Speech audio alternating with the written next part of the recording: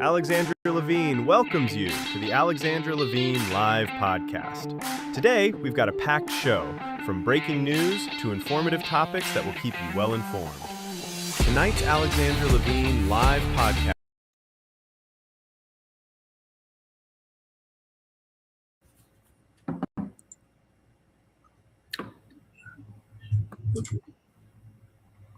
Well, hello, everyone. Hello. This is Alexandra Levine live with the America's Pulse Network. We are all in tonight with me, Alexandra Levine. Breaking news. President Trump visiting President Xi in China. Let's put up the image.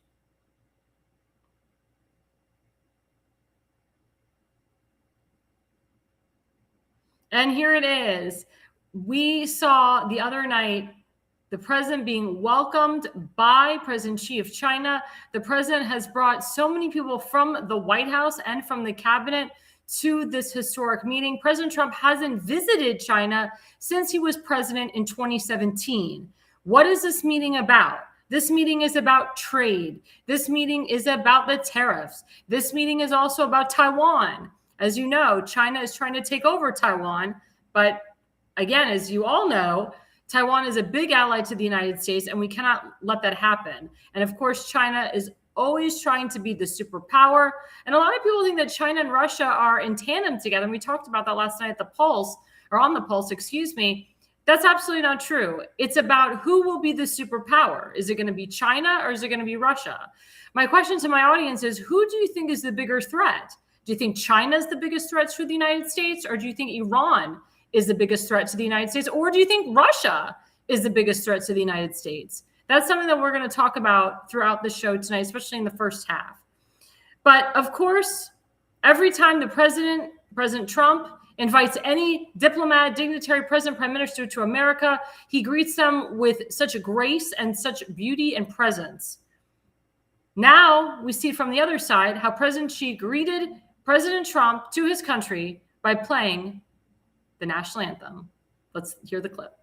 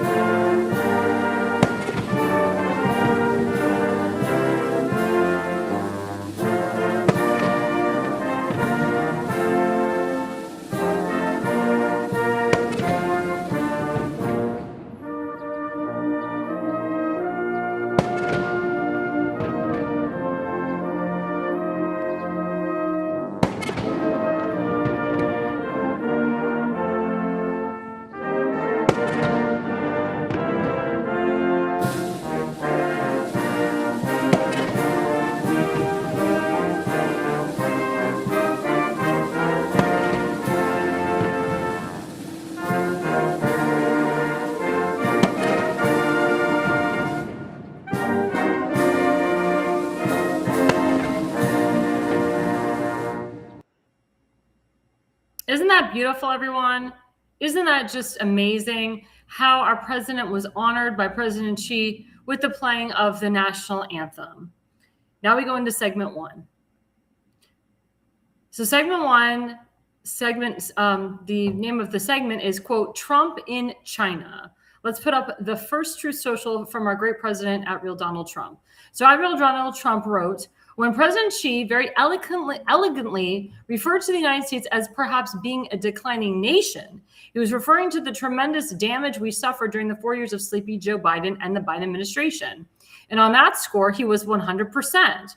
Our country suffered immeasurably with open borders, high taxes, transgender for everybody, men and women's sports, DEI, horrible trade deals, rampant crime, and so much more. President Xi was not referring to the incredible rise that the United States has displayed to the world during the 16 spectacular months of the Trump administration, which includes all-time high stock markets and 401ks, military victory and thriving relationship in Venezuela, the military decimation of Iran to be continued, strongest military on earth by far, economic powerhouse again, with a record $18 trillion being invested in the United States by others, best U.S. job market in history, with more people working in the United States right now than ever before, ending country-destroying DEI, and so many other things that it would be impossible to readily list. In fact, President Xi congratulated me on so many tremendous successes in such a short period of time. 2 years ago, we were in fact a nation in decline. On that, I fully agree with President Xi. But now the United States is the hottest nation anywhere in the world. And hopefully our relationship with China will be stronger and better than ever before. Now, the reason that President Trump wrote this is, of course, the mainstream media, they came out and said, well, President Xi, he said that there's tremendous damage, in the U.S. right now, and the United States is terrible right now. But again, thank you, President Trump, for clarifying that to we the people. President Xi was not talking about President Trump. He was talking about Joe Biden. And everyone knows that President Xi would laugh at Joe Biden. We would come visit him. And he knew he was a joke. And that's why President Xi took a lot of advantage when Biden was in office. As you know, China was invading Americans and their farmland. China was, quote, owning American farmland, which is ridiculous. China was, of course, costing us a lot of money, throwing huge tariffs on us, not doing the trade agreements as they should be, being unfair. But I don't blame President Xi for this. I blame Biden, Kamala Harris, Blinken, Merrick Garland, all the idiots that were in the Biden administration. I blame Barack Hussein Obama.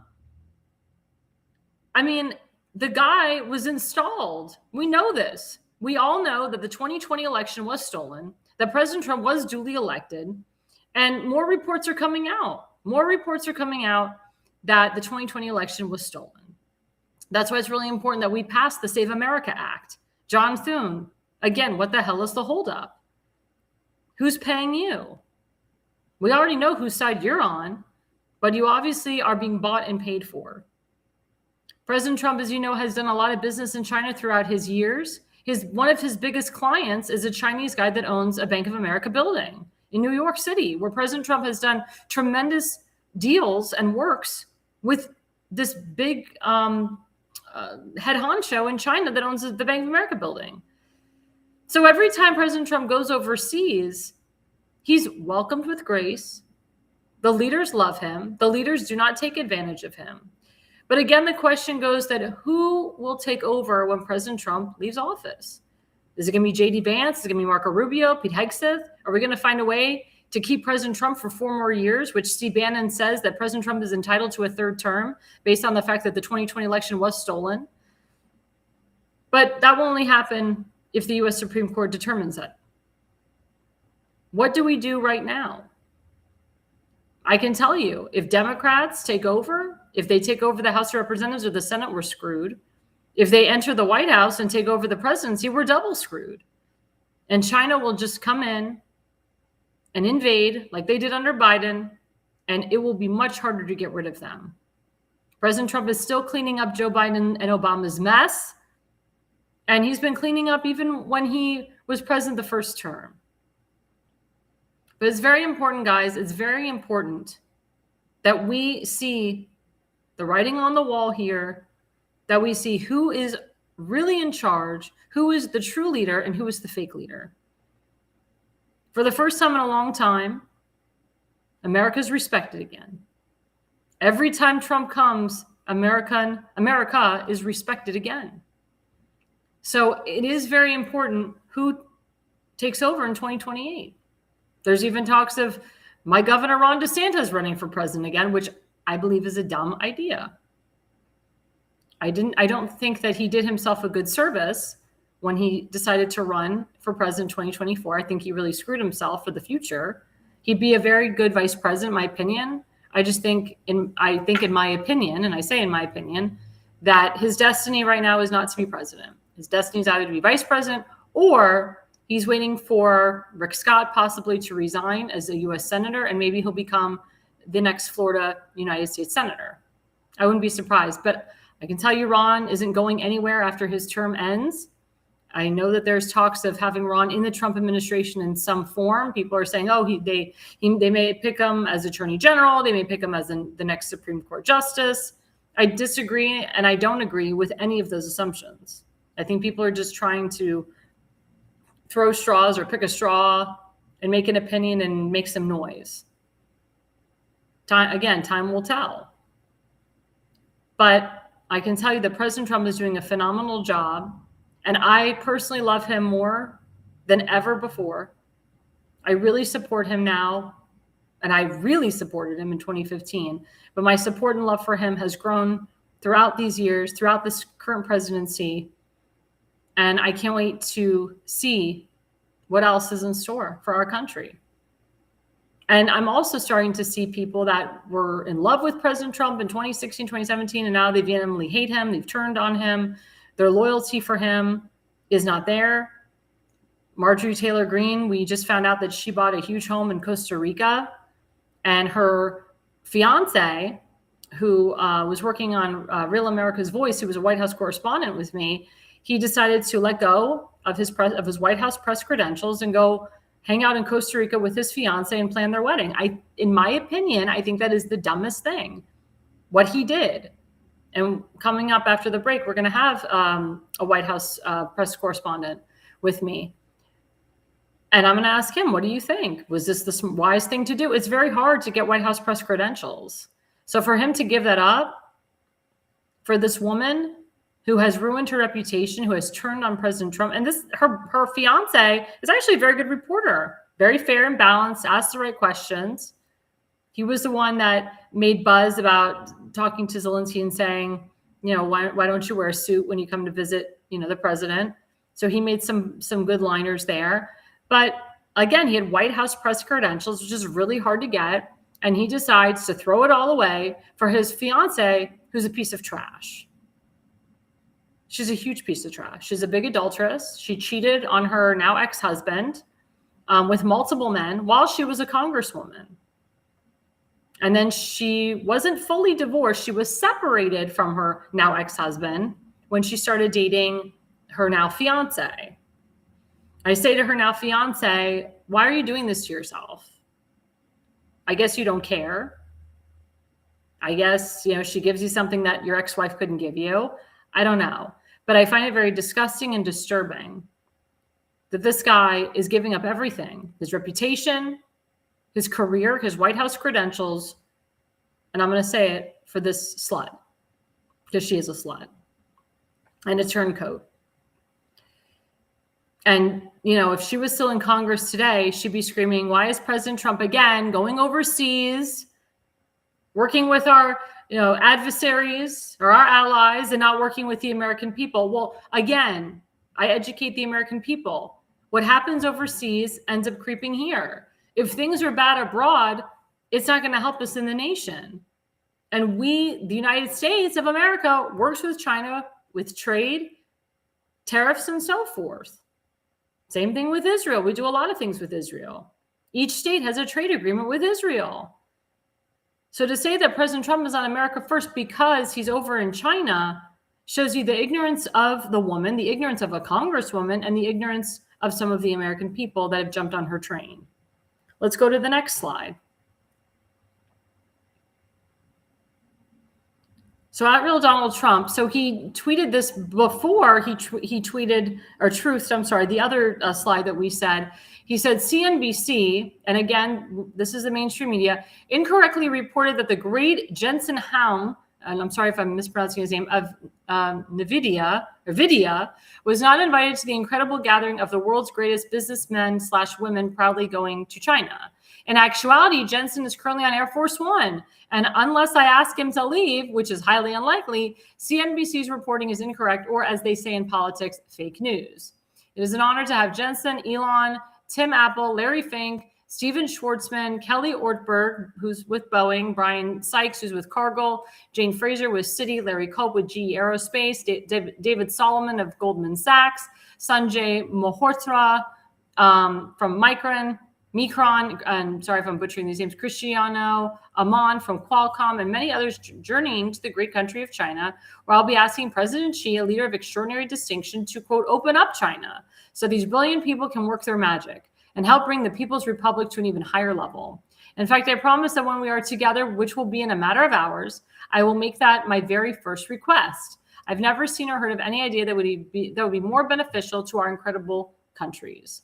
So President Trump is talking about these people that are billionaires working with President Xi.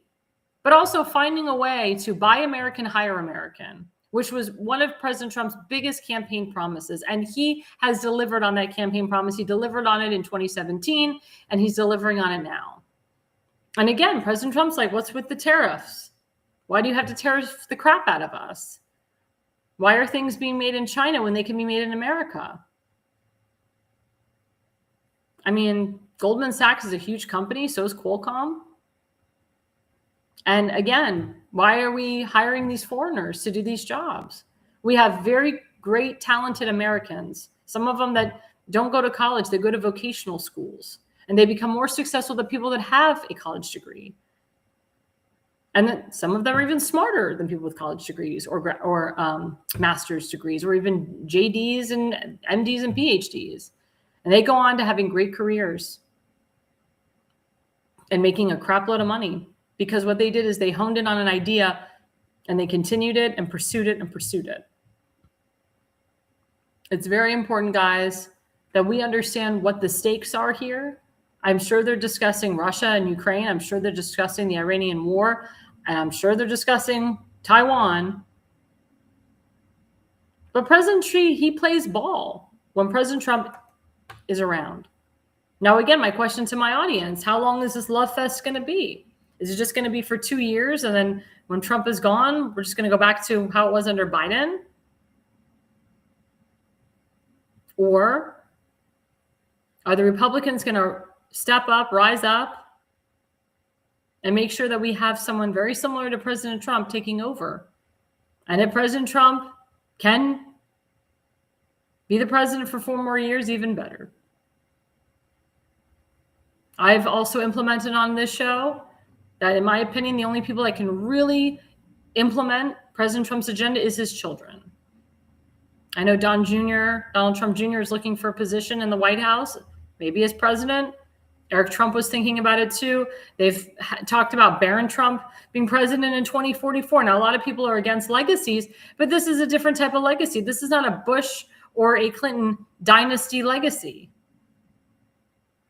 This is a guy, President Trump, that was just a businessman, not a politician, that gave up his wonderful life to serve the American people. And he actually served the American people as a private citizen with his golf courses and his hotels and so forth, and helping people that were in need. His father was very good to the Jews and to the blacks back in the day, allowing Jews and blacks to go to Mar-a-Lago to participate, to be members. And also President Trump has helped a black woman who was homeless for many years in front of Trump Tower, and he offered her a room. She does not pay a dime. It's free room and board. He provides her a meal every single day and clothes. He doesn't ask for anything in return, just that she is well taken care of. That's a true fact. These are like real stories, and people that read about them, but the mainstream media, of course, doesn't want to put it out. That's why we are not the mainstream media. We are not the fake news. We are part of the new conservative media at the White House. And podcasters, especially this podcast and this network, are supportive of our president and supportive of his policies. And that's what's important. We have a seat at the table because we tell the facts. Now, I do have opinions, and I do say, in my opinion, when we do the show The Pulse, a lot of it is opinion-based. And Seth Eisenberg at the Conservative Corner, he'll say, this is my opinion. You can take it for what it is.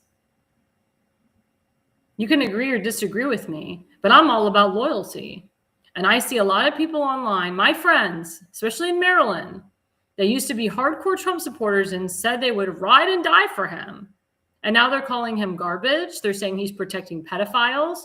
They're praising Marjorie Taylor Greene for sticking up to President Trump. And they're praising Tucker Carlson and Candace and all these people. And then you got a guy running for governor in Maryland. He ran in 2022 and got heavily pummeled by Wes Moore. And he's got children that are anti-Semites. They're spewing out hate against Zionists, calling us pedophiles and Satan. And I contacted the guy running, and I said, what's up with your kids? I'm like, I hope this is not their real profiles on Facebook. I did not get a response. I'm still waiting for a response months later. And I did post it on social media because I wanted a response. I wanted either an apology from him, an apology from his son, something, or just a conversation. So it's very disturbing. It's very disturbing. And because this guy, his name is Dan, I'm not going to say his last name, because Dan has not acknowledged me, has not apologized for his son or his daughter's evil comments, I have advised Jewish Republicans in the state of Maryland to vote for one of his opponents, John Myrick and Brenda Cham, because those people are very supportive of Israel. Those people have children that would never, ever say anything anti-Semitic.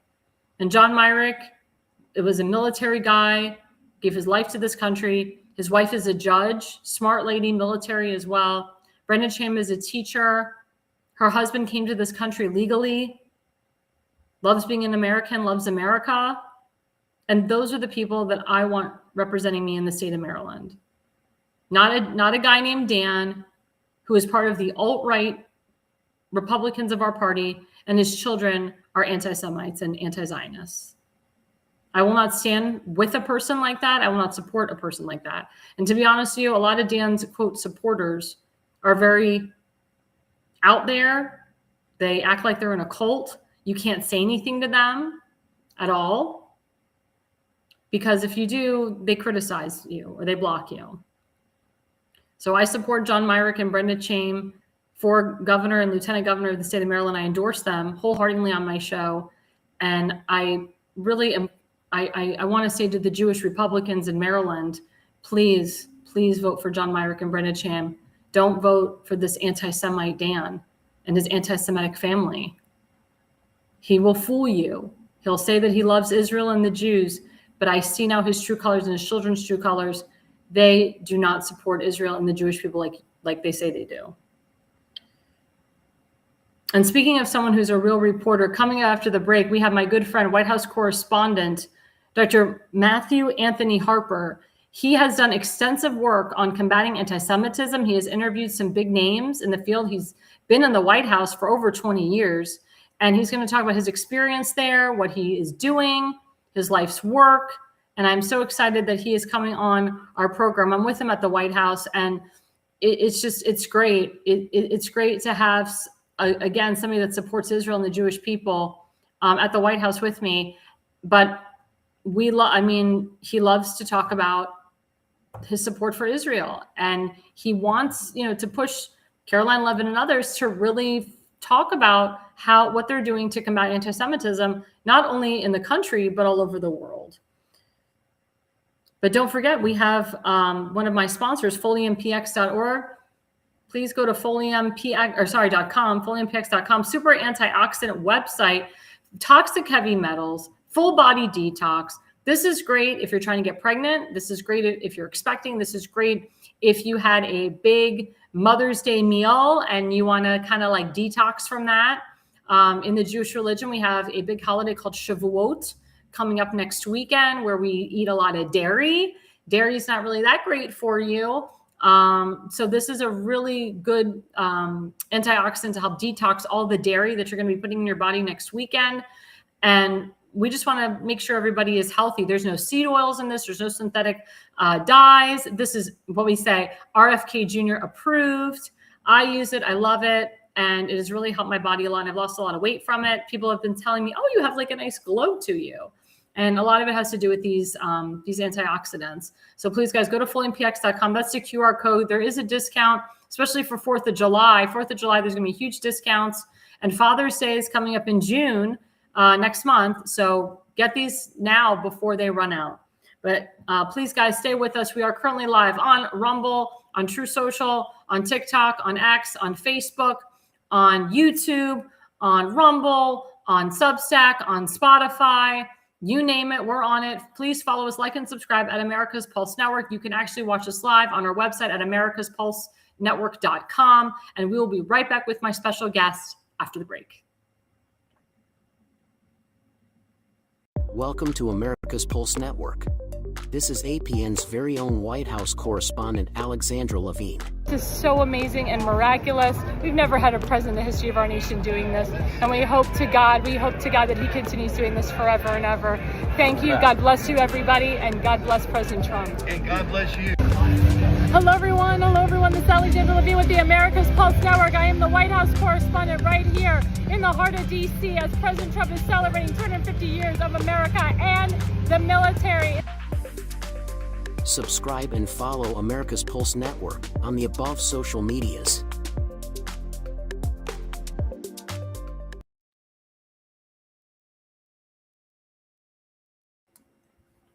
Well, hello, everyone. Welcome back to the America's Pulse Network.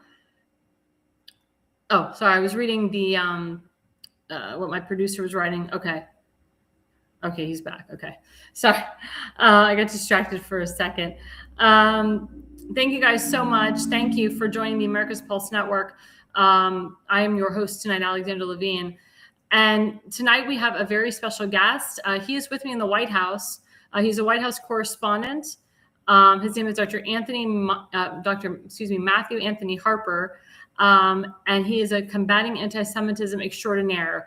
And I can tell you one of the biggest pet peeves he has is that, when he goes to the White House, he wants to ask a question in regards to Iran, in regards to combating anti-Semitism. And, the mainstream media, they get their own crazy questions in there. And then by the time he wants to ask a question, the press conference is already over. So he has been through multiple administrations as a White House correspondent. He has traveled all over the world, all over the country. He's done some great interviews with Netanyahu, and he just recently interviewed our new Israeli ambassador, Mike Huckabee. So without further ado, Dr. Matthew Anthony Harper. Hello, Alexandra. It's great to join you. Thank you so much. Thank you so much for being on. So, Dr. Harper, tell my audience just a little bit about your background for just a minute and how you got involved with being a part of the White House Press Corps. Okay. Well, I had no idea that I was going to end up in the White House because my background as a musician and also with a doctorate degree in psychology. But I've cared about the plight of human rights issues for a long time. But it was miraculous how I end up there at the White House. There was a magazine called Israel, My Glory. And so I started reading this in the 1980 time or the early 1990s, and I saw the Israeli national anthem was advertised with a soundtrack to learn how to sing it. So I'm so used to singing with soundtracks, and I had to get this Israeli national anthem, Hatikva means the hope. And as I began to practice singing it in Hebrew, I became more bonded to Jewish people and Israel. And I had no idea that, say, 20 years later, almost, that I'd end up at the White House in this role, exposing anti-Semitism in the world. And actually, the first time I was there was 2011, and been bringing up issues of anti-Semitism almost since then. So that's amazing. So tell my audience a little bit about your journey, just going through different administrations, different, press secretaries, going from when you were there 20 years ago, and even under the Biden years, and then currently now with Caroline Levitt. So just give like a little bit of like a short little time frame of that. Well, as far as opportunities to ask specific questions leading up to my experience with Press Secretary Caroline Levitt in 2000 and I guess it was later in 2011 when I was able to be featured in another magazine article that was doing a story about UNRWA during the Obama time. So I was addressing UNRWA later in 2011. So the reporter was Fred Lucas. I remember very well. Used to be with the Daily Signal. Actually, also he was also with the Blaze of Glenn Beck's Blaze for a little while as well. So Fred Lucas was exposing UNRWA, and I got interested in this because an Israeli reporter was making me aware of the UNRWA problem about training children to hate Jews.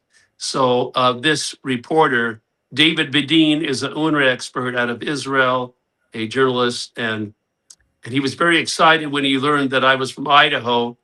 And Idaho is a state of prominent U.S. Senator James Risch, who was the chairman of the Senate Foreign Relations Committee at the time, very powerful position, and who's been very active in combating anti-Semitism, exposing it. So I was able to bring up this concern with Senator Risch. It ended up being that I was able to ask Senator Risch to do an investigation into UNRWA. He wanted my permission to this issue to contact the General Accounting Office, and General Accounting Office went over doing an investigation, sending people over into Israel, and they found out that Israel was, that specifically UNRWA, I should say, was lying to the State Department about the misuse about how tax dollars are being spent. And the key question I was able to ask in the first week of the Trump administration press meetings was, what is President Trump's response to the misuse of US tax dollars going into UN agencies that are inciting kids to violence against the Jews? And what is his response to the Knesset members, Sharon Haskell, Dr. Elisa Levy, and Yehuda Glick? And because I mentioned their names, their phones were ringing off in the hook in Jerusalem. My question was played on primetime television in Jerusalem the following day.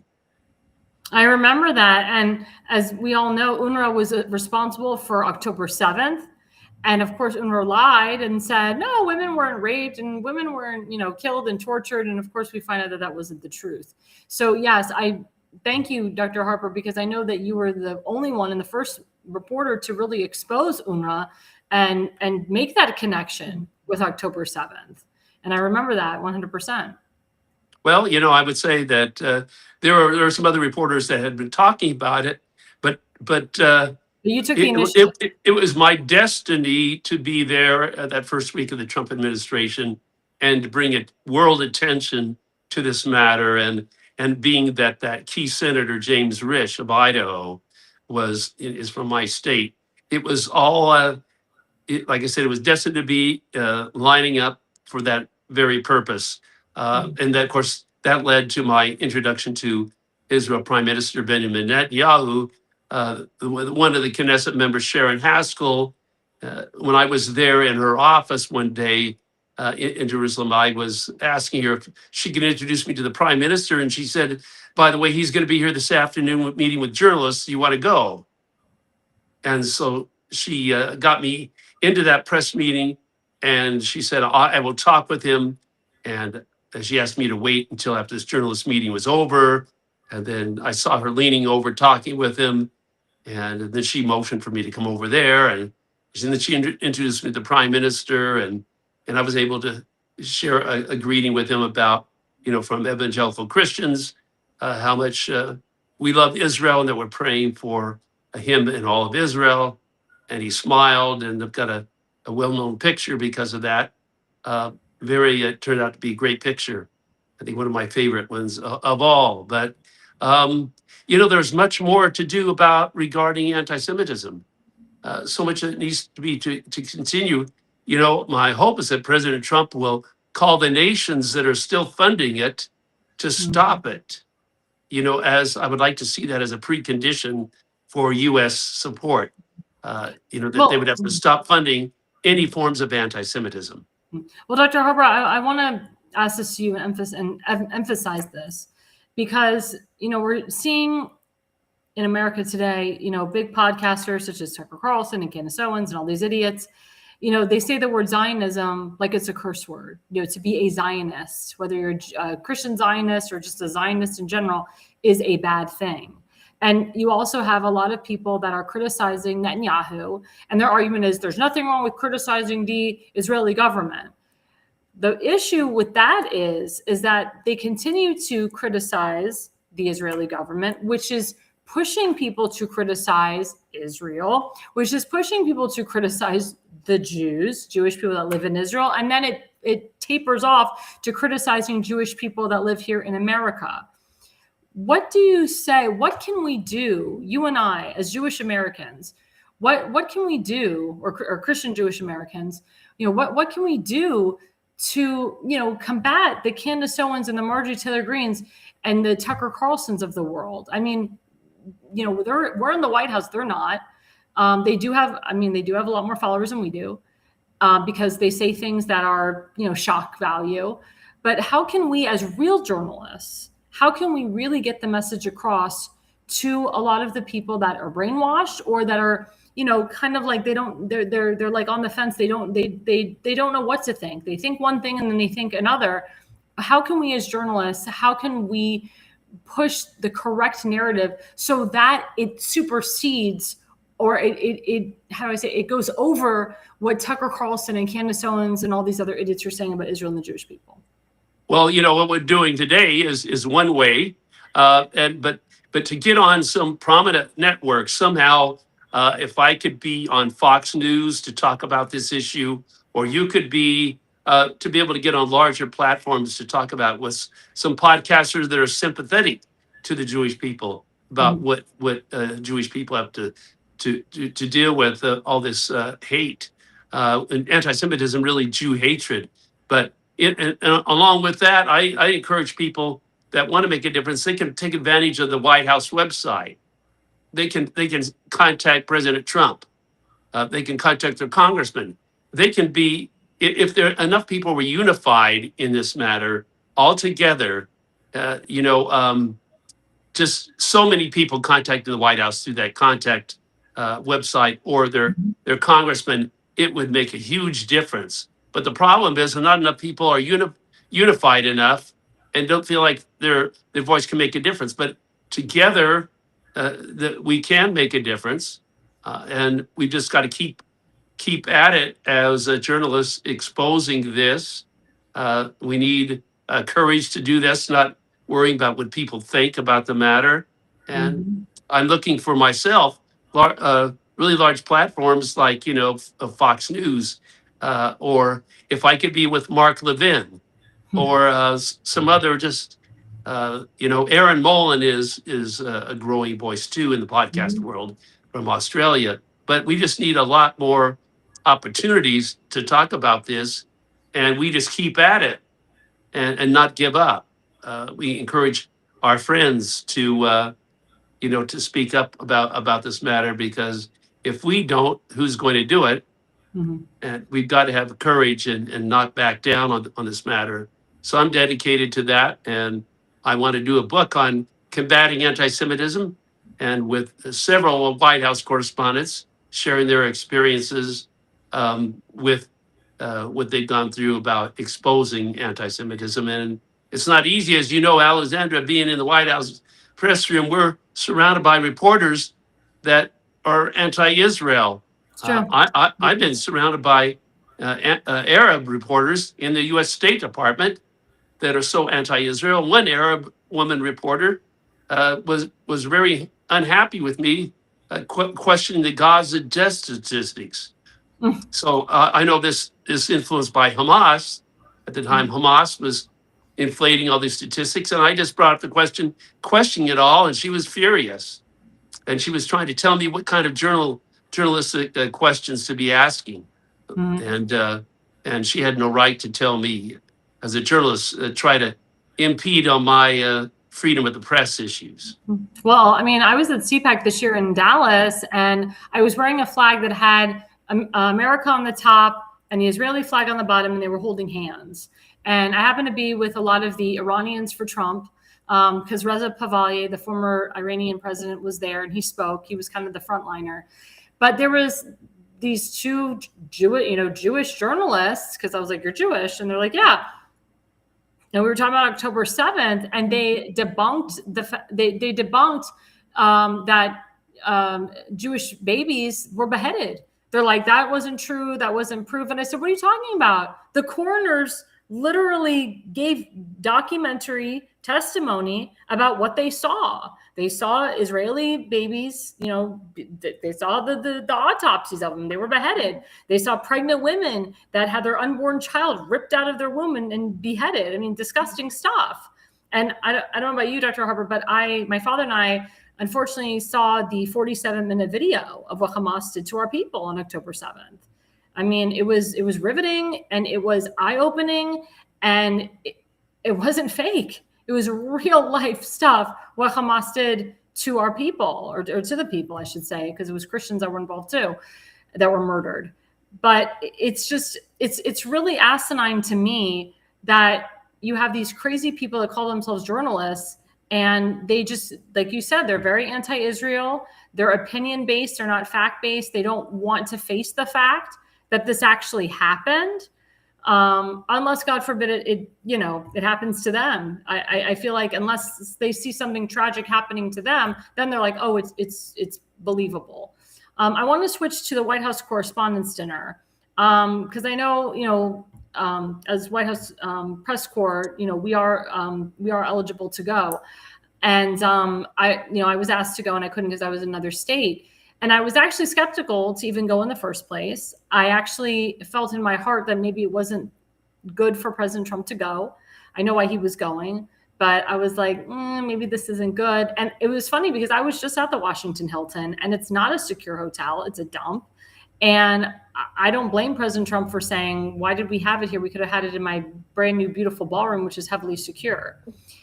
But my question to you is, after, the majority of the people in that ballroom were leftists, were liberals, 90% of them, and they're witnessing for the first time something that President Trump has been going through for 10 years, where people were trying to kill him. Do you think, in your opinion, that these mainstream media idiots that have spewed disgusting, heinous things about our president, do you think that for the first time they will wake up and maybe back off on the hateful rhetoric they say about our president now that they almost faced a terrorist attack? They could have been blown up in that room with the president. What say you? Yes. I actually was very disturbed having it there, the same hotel where President Reagan was shot. Correct. And I think really not very smart having it there, because what did they do to make that hotel secure the day before or 2 days before? Yeah, they really not didn't. enough. And you notice that security gate, whatever the people walk through, a scanning thing. I mean, they were working on that, and it should have been up, and there should have been a barrier, but he just runs right through it. Mm-hmm. Yeah. And it just so lacks, very unwise. But I say that more has to be done to have a secure location on that. And I wanted to briefly remind people that want us to ask questions on anti-Semitism at the White House, you can contact President Trump through the White House website and get a message to the press secretary. Please answer Alexandra's questions, Dr. Harper's questions when they're there. Take their questions that they have about Israel and combating anti-Semitism. No, thank you. I appreciate that. I really do. I can tell you for a fact that everything that has to do with Baltimore County and Baltimore City is because of myself, because I'm so entrenched in what's going on over there. Right now, currently, and this is kind of a side note, so there is a very historic landmark called Fort Howard in Baltimore County. And they had a VA hospital that was burnt in an arsenal fire many, many years ago. And none of the elected officials have done anything to replenish or rebuild that VA hospital. But what did the state legislators in Annapolis do? They decided to pass a law to put Section 8 housing at this landmark, not for low-income people. That's what they want you to believe. It's really to house illegals. And what I'm trying to do, and other elected officials and candidates that are running for office in Baltimore County, what we are doing now is we are literally writing President Trump. We wrote him today. We're going to write him every single day, and his team, to have the federal government step in here, because the federal government can override state law all the time. Federal overrides state, just like state overrides county. And what we need to is give back to our veterans.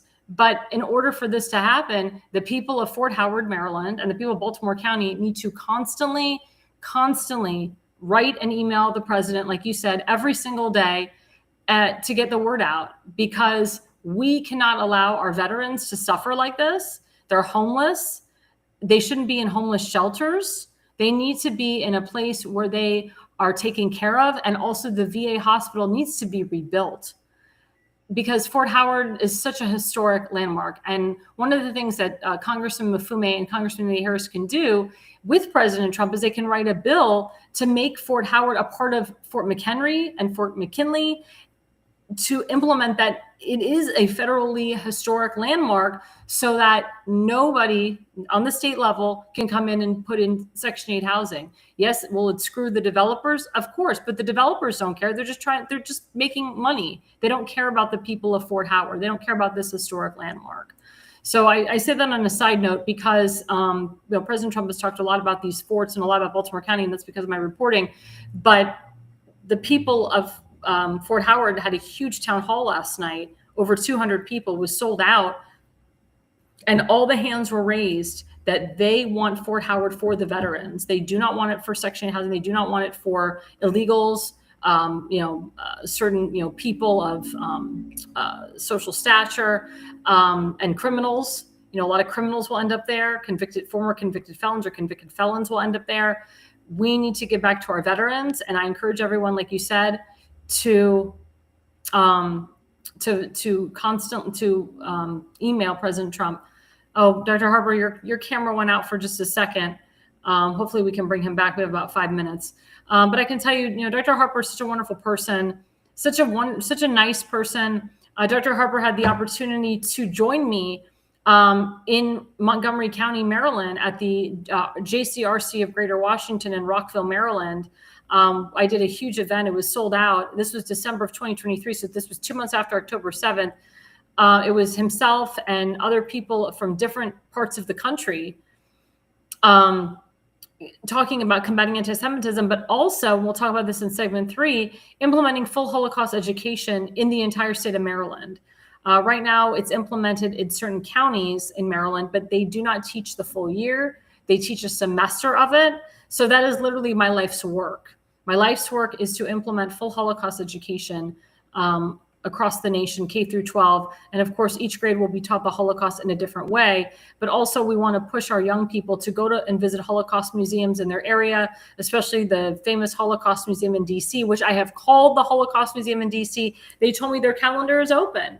They said, we don't have a lot of field trips planned for students. We encourage the students to come. That's on the school boards. That's on Governor Wes Moore. That's on the state legislators, making sure there's enough money so that these kids can go. And the thing is, they do have the money. They just want to put the money into something else like CRT and gender identity curriculum and things that do not help people in this future or in the future. When you go to college, there's no degree in transgenderism. There's no degree in CRT. There's a degree in modern history. There's a degree in ancient history. There you can get your master's or PhD in English lit and British lit in history. But I mean, it's very, very important that we understand who's controlling the power of the purse here. And it's disgusting. I mean, we have Holocaust survivors. We don't have that many, but we have Holocaust survivors that are willing to travel across the country and the world to tell their stories, which can be a very painful thing. And I have very good friends that are Holocaust survivors. My uncle's mother was a Holocaust survivor from Auschwitz. She survived Auschwitz in the sewers for 2 years with her mother. And she did not talk about it with my uncle and his oldest brother for many, many years until later in life, when she decided to do tours across the country and the world. She actually got a home in Warsaw, Poland, where Auschwitz is, to say F you. And I would say the last 10 to 15 years of her life, she talked about her experience in the Holocaust, which again is a very hard thing to do, to relive something so horrific, which probably haunts you for the rest of your life. I'm double checking with my producer. If Dr. Anthony Harper is coming back. I think he had some technical difficulties. We will have him back, but please guys follow him Hold on. This is terrible what I'm doing, but I need to do this because I want you guys to follow him on YouTube because he's awesome. Such a great man. Let's see. So please follow him. Visit his channel on @Intermountain Christian News 3658. That's @Intermountain Christian News 3658. After the podcast, I will put that up there. I want you to like and subscribe. You can watch all of his interviews, what he talks about. You can see him at the White House. Awesome guy. He's actually one of the reasons why I'm at the White House. So I'm very grateful to him and thankful to him for what he's doing. And he fights for the people. He fights to combat anti-Semitism every single day. Before we go, or before we leave this segment, I'm sorry, don't forget we have a second sponsor, rncstore.com/ALL. Richardson Nutritional Center. Get 10% off. Use the QR code ALL. If you don't type in ALL, that's the discount code. You don't get 10% off. And of course, the more you spend, the more you get off. I have sold these supplements to so many people. These supplements have proven to cure cancer, such as stage 4 cancer. If you've had cancer, if you're at stage 1, stage 2, if you've relapsed, or if you're recovering from any type of cancer.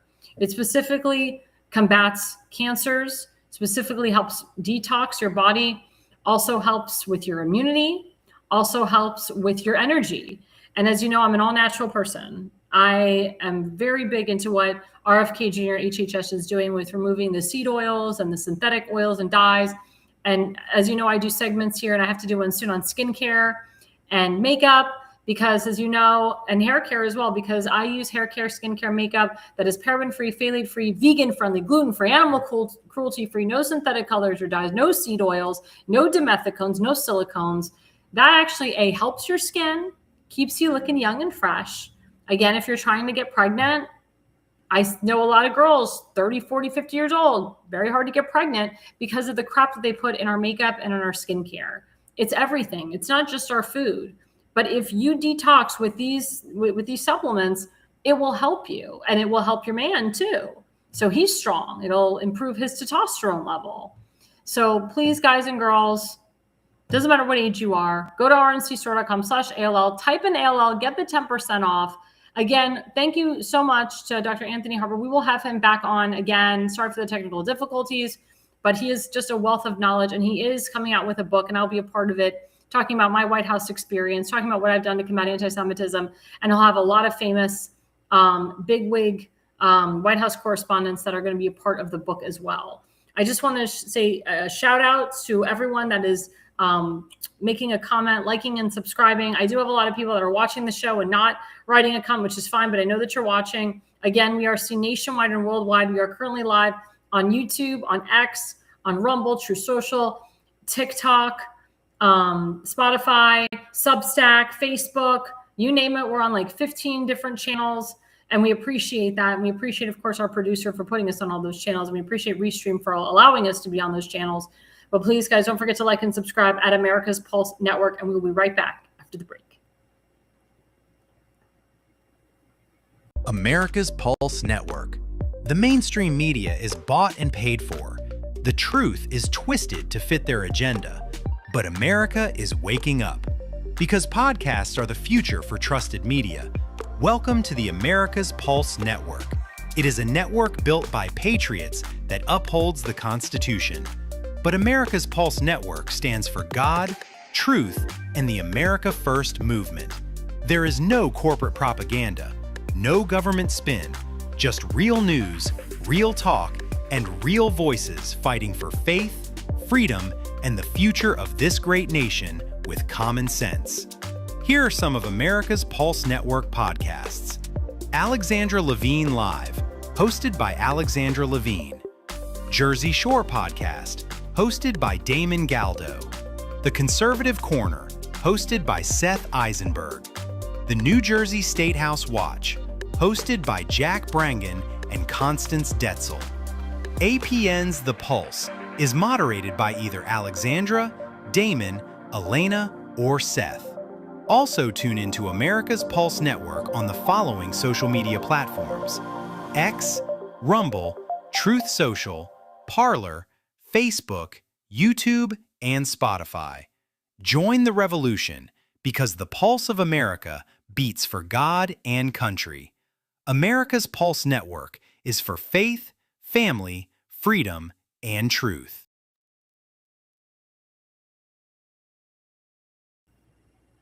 Well, hello, everyone. Hello. Welcome back to the America's Pulse Network. I'm your host tonight, Alexandra Levine. You are with me and All In with Alexandra Levine Live.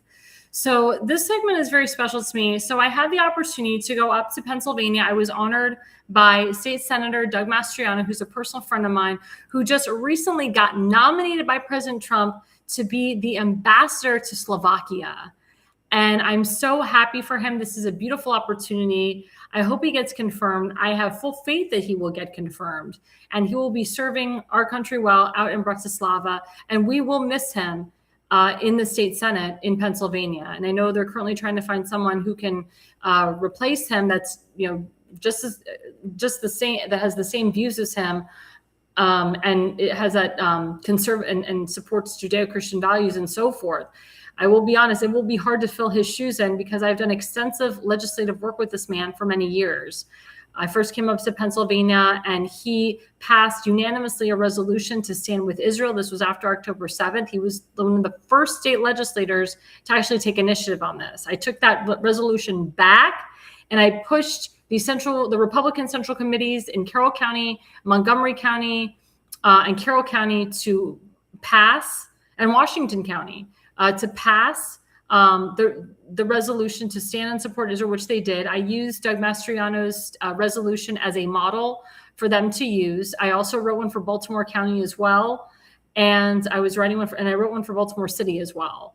Also, we passed a resolution to stand and support Israel by the MDGOP passed it at one of their big conventions that they had. So the entire Central Committee passed a resolution that is implemented for life with the MDGOP.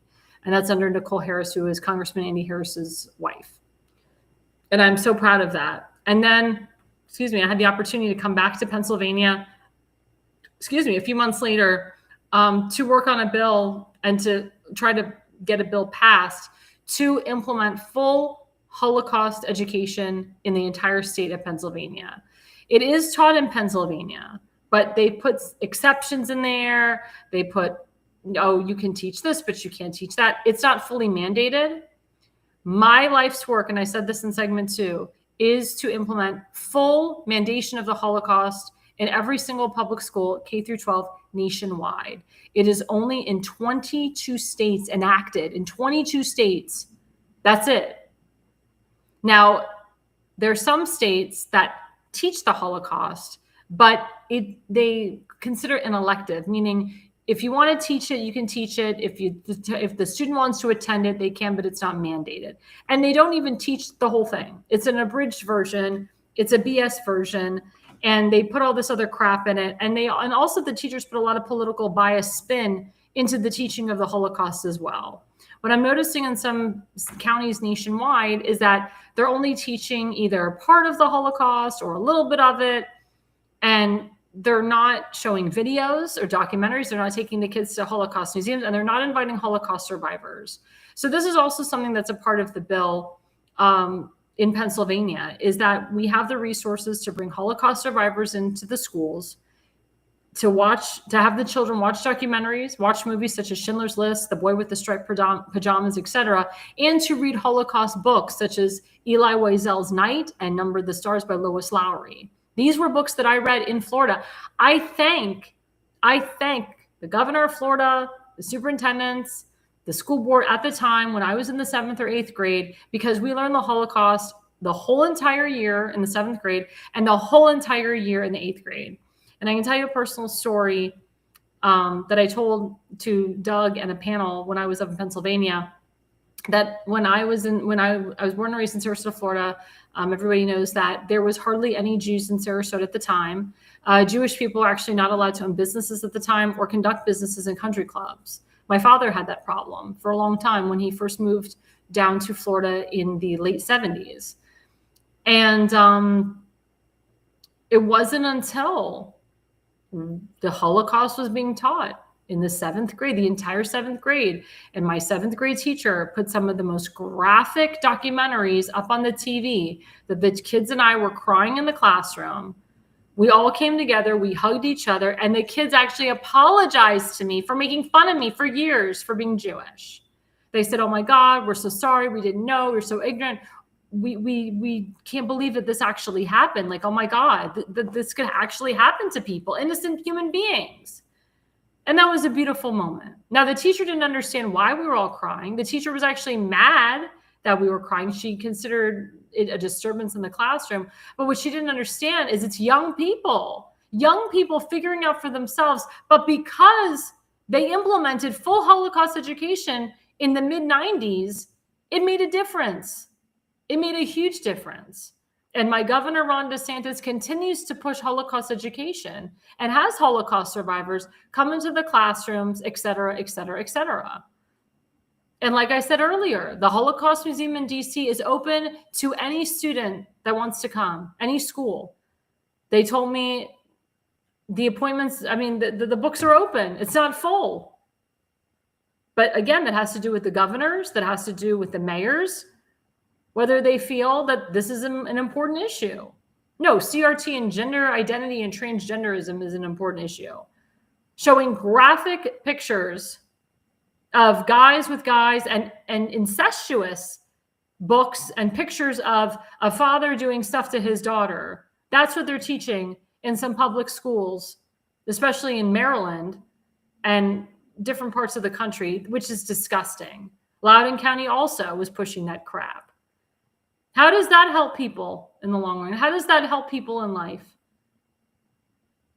That transgenderism and gender identity surgery is more important than the Holocaust. That teaching sex to a 6-year-old is more important than teaching the Holocaust.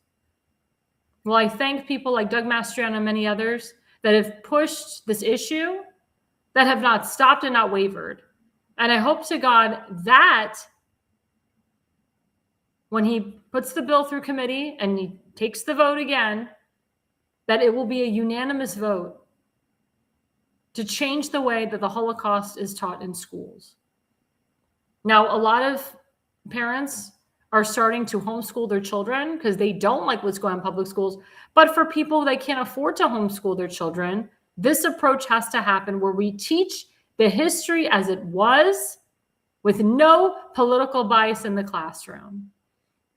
I can tell you, as someone who has done extensive work in Montgomery County, Maryland, there's too many teachers that are involved with CARE, which is it's a terrorist organization, anti-Semitic organization, obviously. It's created by Hezbollah and the Muslim Brotherhood. They are in our public schools, Montgomery County public schools, teaching propaganda to kids. Now, some of the teachers were suspended for a very brief moment, but now they're back in the classroom. I continue to advocate for those teachers to have their teaching licenses revoked. And if they weren't born in this country and they're living off a visa, their visas need to be revoked. And I wrote Secretary of State Marco Rubio about that. As you know, the Secretary of State Marco Rubio, he's implementing to remove people that have been on their visas here way too long and do not have America's best interest at heart and spew out deaths to Jews and deaths to America. And that's what CARE does. CARE is a terrorist organization. It needs to be deemed a terrorist organization, and the Muslim Brotherhood was, but CARE was formed by the Muslim Brotherhood. That's why they need to be defunded, deplatformed, removed out of this country. Their headquarters are right here in Washington, D.C. CARE was formed in 1994. Long time ago. Why are they still in this country? Why are they allowed to have pro-Hamas and pro-Palestinian teach-ins at libraries? I was very fortunate with parents to remove those pro-Palestinian teach-ins in libraries. It's been over a year and we haven't had one. Thank God. And this is going on in Howard County, Frederick County, and Montgomery County. Now, I ask everyone in this country, state legislators especially, to take on what Doug has taken on and not be afraid, and to teach your children proper history, because this is history that is, it literally repeated itself on October 7th. And you have idiots, and I said it in the second segment, like Candace Owens and Marjorie Taylor Greene and Tucker Carlson and freaking Alex Jones and big anti-Semites that have huge networks, and Nick Fuentes, that want to call out the Jews like they're horrible people, that don't want the war in Iran to end, that they want Netanyahu to fail, and they want President Trump to fail. But they don't understand the risks and what's at stake. President Trump has tapped into something that has been going on for 47 years. He's the only one that would touch it. He's the only one that will touch it. And Pete Hegseth is right behind him. And so is Marco Rubio. I said this on my show earlier, that Pete Hegseth is the most pro-Israel Secretary of State we've ever had in the history of our nation, or Secretary of War now, excuse me. And Marco Rubio is the most pro-Israel Secretary of State we've ever had in the history of our nation. And that's really important to note. That's why I support him a lot more than J.D. Vance and some of these other people in the Trump administration. Because I know the real people at the end of the day that will fight for the Jewish people, that will protect the Jewish people, but also work with our biggest ally, Israel. And I'm that type of voter. I'm not a one-issue voter, but when it comes to Israel, you darn right I'm going to vote for someone that gives a shit about Israel. And will not throw them under the bus. But I'm so happy that I had the pleasure to go to Pennsylvania and speak and talk at a roundtable with 3 other wonderful people. One woman, Rhonda, who I've known for a long time. She knows my Jexit organization, and we'll put up the first image because she's in the first image with me. She spoke first, and she was there with her husband, and she has worked on the local level in Pennsylvania. She works with a lot of state legislators. She gets these bills passed, and she's been working with Doug for a long time, implementing Holocaust education. This is her life's work as well. And the woman sitting next to me is a beautiful Assyrian woman. And she's a Jewish Assyrian, actually. And she brought up the statistics of what's going on in Iran and how impactful the Islamic regime is, and how the Iranian people really need to take back their country. And she brought up the statistics of the deaths, the statistics with the deaths, and how many deaths have happened under the Islamic terrorist regime. Excuse me, I'm tired. It's terrible because I've been driving so much. Sorry, my brain is like, woof. But it's the truth. This is important to note. This woman is an Assyrian, escaped a tumultuous life to come to this country. And she's putting her life on the line by speaking against the Iranian Islamic regime. But we ask the Iranian people to take back your country. Reza Pahlavi wants to get it back in there. He's been talking to the Trump administration and Netanyahu. Netanyahu supports America. And he said it during CPAC that they're in transition right now to put him in. But they fully can't put him in unless the Iranian people wake the F up and step up and take back their country. Let's put up the next image. So the next image is showing me. So that was me speaking at the roundtable. So it was me, my friend Rhonda, my Assyrian friend, and one of our rabbis. He's a Messianic rabbi, and he's been at a lot of events with me as well. And, he talked about Judeo-Christian values. He talked about, Jesus and the love that the Christian people have for the Jews. I can tell you, the state senator, he's very Christian and he's very holy, which is what I love. And he always quotes scripture, but I've never met someone who is so pro-Jewish my entire life, someone who's not Jewish, so pro-Jewish. and so pro-Israel. And Doug has sent me so many pictures of all of his travels. When he's traveled to Estonia, he's traveled all over the place.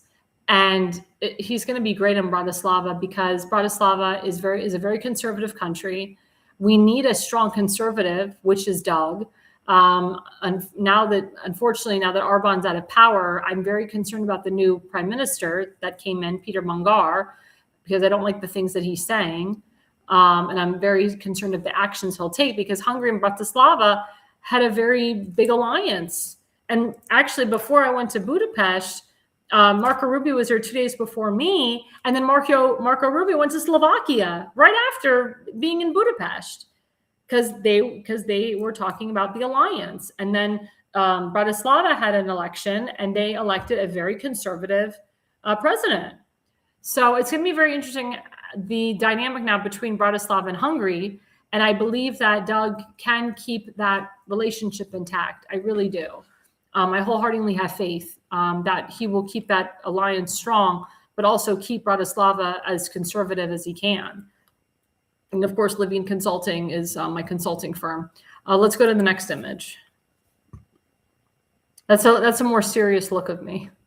But I got to speak for about 25 minutes. My speech was about 15, 20 minutes. And, I mostly talked about what I've done in Maryland. I talked about my life's work. I talked about, what we can do moving forward. And I also talked about, upcoming events and organizations that I'm involved with. Let's put the next image. That's another image of me speaking. So the photographer was great. I actually like my hair there. My hair looks good. I just had my hair done there. So I'm happy with my hair and my makeup. Let's go to the next slide. So this, of course, is very special. So what you see, and we'll show you the next slide. So I didn't know that this was happening. None of us did. It was a surprise. The state senator honored myself and the 3 other speakers with the Medal of Freedom from the Commonwealth of Pennsylvania for the efforts that we have done in Pennsylvania. And let's go to the next image. So the next image shows, again, all of us at the panel. So Doug is right in the middle there with his chief of staff to the left, one of his directors who was an intern, and she got on his staff right away. And then the woman to the right does his legislative affairs. He's got a great team behind him. I mean, I know his team is going to miss him so much. I hope that his team goes with him to Bratislava. I hope he can hire the people on his team. Doug told me, he had a choice to choose between so many countries that he wanted to serve. And, he was thinking about going to Germany, but I think they had picked somebody else because he speaks German. But the reason he picked Bratislava is, he knows the history there. He loves it. It's very conservative there. And he gets to live in like this huge castle with a private chef. And he gets like a, door-to-door limousine service. It's literally like living like a king. I'm jealous, but I'm happy for him because he really deserves it. And I said to him, I will come visit you in Bratislava. I will make it my business to come visit you in Bratislava. And he's like, you're welcome anytime. So let's see the next image. So this is the actual medals. So one side of the medal says Pennsylvania Freedom Medal, renewed strength to the weary, Isaiah 40. And then the back of it says Senator Doug and his wife, Rebbe Mastriano. And Rebbe wasn't there, but she's a wonderful person, awesome woman, love her, very sweet woman, kind woman. They make such an amazing couple. They've been married for so long. They have wonderful children. And as you know, Doug served our nation. He's a military guy. And it's funny, Rebbe is actually, it can be, I guess the word is paraphrased as a Hebrew name, Rebecca, because Rebecca, of course, is one of our Jewish matriarchs. But Rebbe is kind of considered Hebraic, or people will think she's a rabbi, Rebbe this, Rebbe that, Rebbe in Yiddish is rabbi, Reb Tevye, it's Yiddish, Rabbi Tevye, even though it wasn't really a rabbi. But it was very humbling to be honored with this medal. Not a lot of people receive this medal. I can tell you that this medal was given to Prime Minister Netanyahu and Pete Hegseth. So I feel extremely honored to know that I have the same medal and I wear the same medal that Netanyahu and Pete Hegseth wear, or received. And again, I had no idea that I was getting this. Me and the other 3 panelists, we had no idea we were getting this. And it's just been awesome to receive this medal, and awesome to know that Doug really cares about Israel and the Jewish people. And that's why, I'm going to miss him in the state Senate, but I know he's going to kick butt out in Bratislava. And I think there's another image. If not, I might have counted it wrong. No more images? Nope, I guess that was it. I don't know. For some reason, I thought there was another image. But again, it was an honor to be there. I really loved being there. I was there the whole day. I drove up. I drove up there in the morning. I actually stayed overnight in Harrisburg because that's where we were in the State House. So I spent the night in Harrisburg at a hotel, and then I drove up there in the morning, and then I actually ended up going to DC that night because I was invited to the Chabad there, the huge Chabad in DC. So I stayed for Shabbat because, for those who don't know, I have become more observant in my Judaism. I go to Chabad now, which is a form of Orthodoxy. I am Shomer Shabbat, which means I don't drive on Shabbat. I don't work on Shabbat. And I celebrate all the holidays. I keep kosher inside and outside of my home. I go to only kosher restaurants. I will eat vegetarian outside if for some reason, there's no kosher restaurants near me under Jewish law. Even Orthodox people, they do eat sushi outside or vegetarian, which is fine because it's separated from meat and pork and all that other stuff. But I became more religious, this last year, just because of what's been going on around the world. And I'm grateful to Hashem and to God for being there for me and helping me through difficult times and through good times too.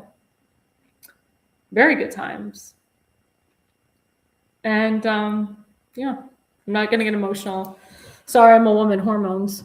But but I was very humbled to be honored by the state senator. And I hope that, if you have an inspiration to want to do something in life, do it. Don't let anybody stop you. As President Trump said, you must do what you love and love what you do. And I love what I do every single day. And something else that I love doing is consulting and working in politics. So before we go, we're going to give a list of candidates that I'm working for the 2026 cycle. We have primaries coming up very quickly in Maryland. Specifically, the mail-in ballots have already come in, but as I found out, according to state law, because every state is different, if you requested a mail-in ballot in the state of Maryland, you do not have to fill it out. You do not have to vote mail-in ballot or on the internet or whatever. As we know, mail-in ballots are a way to cheat. The USPS, they backdate the ballots as we saw. It is corrupt internal election personnel. It is better that you go in person and vote. Essentially, we want everybody to vote on one day and vote on the day and paper ballots and all that stuff. But unfortunately, the Save America Act has not been passed. So, unfortunately, in the state of Maryland, you don't have to have photo ID to vote. So anybody can go in now and vote. They don't even really verify your address. It's a shame. If you don't have a photo ID, how do they know that you're you? It's just the whole thing is asinine to me. But anyway, mail-in ballots have come in, but I encourage people, do not fill them out. Go to early voting, which starts June 11th. It's a week, June 11th to June 18th. Excuse me. And we will send you where you need to go for early voting. I know where people need to go for Baltimore County, but if you need other counties, I will, you can contact me at Alexandra Levine on Facebook and I'll let you know. But please, for the love of God, go early vote, go to the polls. Don't wait till election day either, because that's how the Democrats and the rhinos will rig you. As you know, my friend Tim Fazenmaker will put it up now. He is kicking butt. He is running for the new Councilmatic District 9 in Baltimore County. It is a very hardcore MAGA America First district, but he's got a couple rhinos that are running against him. And we can't have that. We cannot have a rhino in a hardcore America First district. And Tim put together an incredible event with our friend Dr. Frank Niehoff, and Kim Stansberry was there, and Billy Tioff, and a lot of great people were there. Our friend Dawn, a lot of great people were there. It was a very civilized event, and we got a lot done. And because of Tim, and we completely focused on Fort Howard, like I talked about in segment 2. A lot of people are writing to President Trump about helping with Fort Howard and making sure that it's a historic landmark and that it does not become a place for illegals and criminals, because that's what Westmore wants to do with Fort Howard. And it's, Westmore's supposed to be this military guy. You have like rhinos in the military, or that were in the military that want to make Fort Howard a place for Section 8 housing. So please, guys, go to timfazenbaker.com, give him a donation. You can always email him, tim@timfazenbaker.com, and ask how to write to the president. Tim has put together an entire template on how you should write the letter to President Trump, the contents that you need to put in it, and also the agenda that Tim, Frank, and constituents of Fort Howard want to do with that area. So if you want to keep Fort Howard and you want to save it and keep it for the veterans, contact Tim Fazenbaker on Facebook. Contact me, Alexandra Levine. We will direct you where to go to email the president and the team, and the White House team. And of course, we have our really good friend Kim Stansberry running for Baltimore County Executive. She was also at that meeting. She is the only woman running. If she wins, she will be the first duly elected woman county executive. Her husband was a veteran. He served in Vietnam. He died of Agent Orange in 2022. Right after the primary in 2022, when she first ran for county executive. But she knows the role like no other. She will win the primary. It's the general where they're pushing the hardcore Democrat machine, Westmore, the DNC. They're pushing this guy, Julian Jones, who's a moron, and he believes in amnesty for illegals, and he could care less about combating anti-Semitism. He could care less about Fort Howard. He could care less about our veterans. We need Kim Stansberry in there because she gives a crap about our country, and she knows what to do. She knows the law, and she knows the role like no other. So please, guys, go to Kim Stansberry right here. Click on our QR code. Donate to her today. And of course, we have our friend Daniel Eisenhardt, who's running for State Senate, District 6. He is primarying out the Rhino Republican. The Rhino Republican wasn't even at the meeting last night. The Rhino Republican lied to the people and said that there is nothing that the state can do. He lied and said that the county law overrides the state law, which is 100% a lie and not true. State overrides county, and federal always overrides state. That's why the only way to fix Fort Howard is to have President Trump and the federal government on top of this. And I've been in contact with Pete Hegseth, Secretary of HUD, Doug Collins, who's the Secretary of Veterans of the Department of Veterans Affairs, and Doug Burkham, who's the Secretary of Interior, to fix this. Now, HUD doesn't want to get involved because HUD, they believe in Section 8 housing. That's what HUD does. That's what they're about. Getting the homeless people off the streets, putting them in a Section 8 housing, getting low-income people, in a house. So HUD doesn't want to get involved. But Pete Hegseth will get involved, and we've talked to veterans at the Pentagon.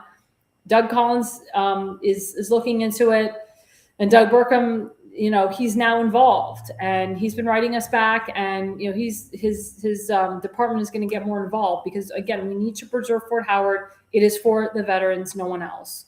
And then we have my friend Sam Rosenblum, who's running for Frederick County Board of Education. If he gets in, he'll be the second Jewish elected Frederick County School Board. He'll push full Holocaust education. I'm actually working with State Senator Ben Kramer on this, and who's a Democrat, Jewish Democrat. So we can have a lot of bipartisan support here to implement full Holocaust education. His friend Cole Black, who's also Jewish, I helped and I worked with him to get him on the school board. So we got to get real conservatives and good people on the Frederick County Board of Education. Then we have our friend Jack Felton. He's running for county council at large in Frederick County, Maryland, District 2. He's been on my show. He's an awesome guy, smart guy. We'll have him back on. That's his QR code. Please, guys, donate to him. Don't forget my friend Julie Spivey Perry out in Virginia, running for Congress in District 10. As you know, the Virginia Supreme Court, they turned down the ridiculous redistricting map that we the people, I don't even think we the people voted for that. There was so much fraud in Fairfax County to get that passed. And Spamberger is known for fraud because she committed fraud when she became a congressman against Nick Freitas, who definitely won that district seat. But anyway, that's another story. So please donate to Julie Spivey Perry. Wonderful girl, America First girl, loves our military, loves the people. And they have an opportunity there to flip that seat back to Republican because the redistricting map was turned down. And then, of course, we have our good friend Justin Murphy running for U.S. Senate in New Jersey. Awesome guy. Oh, God, I want him to win the primary so bad. So smart. He has been on our show multiple times. He's been on the Pulse. Love him. Great guy. Knows the Constitution. He's a Reagan Republican.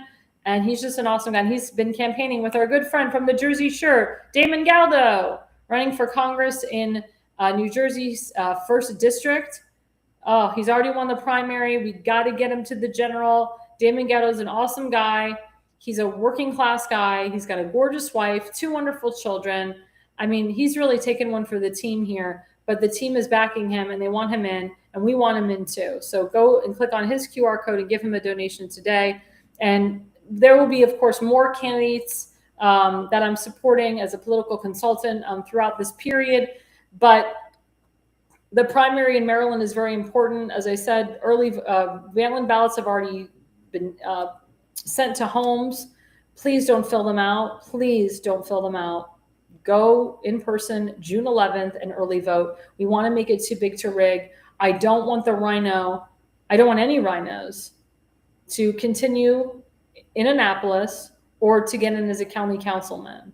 You have a great guy, Tim Fazenbaker, who's done a lot for the people. He does it for the people. He doesn't do it for himself. He's not a self-serving man.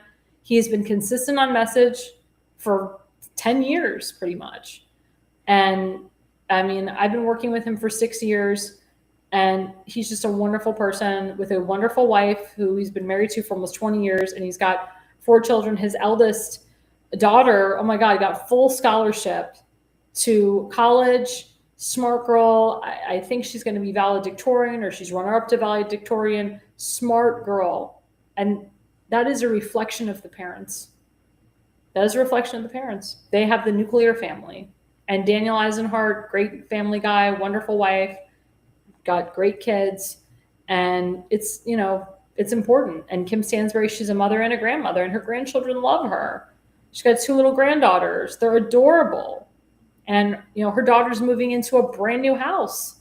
She's moving into a new house, which is amazing because she taught her children the American dream to succeed. And hopefully, God willing, her grandchildren will succeed, which I believe they will, because her daughter and husband and her daughter and son-in-law are very smart people. But thanks, guys, for joining us tonight. Don't forget, we have The Pulse every Wednesday night from 8 to 9 p.m. We have my show 2 Tuesdays of the month. It's usually, my show is the first and the third month, or the first and the third Tuesday, see, I'm tired, of the month. And then we have our brand new show with Jack Brangan and Constance Ditzel called the New Jersey State House. So they're on the 2nd to the 4th, sometimes the 5th Tuesday of the month. And then, of course, I'm on every Thursday night from 8 to 9 p.m., sometimes 9:30. It's funny, I said to my producer, I'm not going to go over tonight, but I did because I needed to wake up. But we will have Dr. Harper back on our show. Again, don't forget, the Jersey Shore is on every Monday night from 8 to 9 p.m. Don't forget to donate to his campaign. Thanks, guys, again for joining our show. And the reason you listen and the reason you watch is you are no idiot.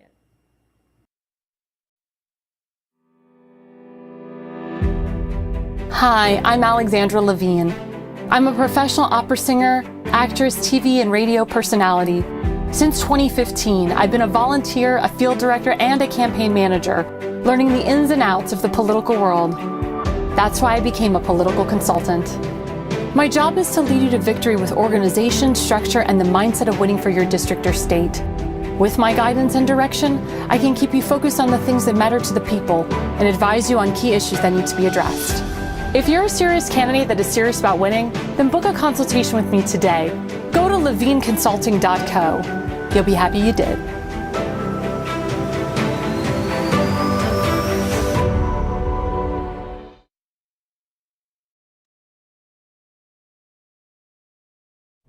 Alexandra, thanks you for watching tonight's Alexandra Levine live podcast. See you at the next packed show, from breaking news to informative topics that will keep you informed. So please click the subscribe button to get notified for upcoming episodes. If you like what the Alexandra talks about, then share the Alexandra Levine live podcast with others.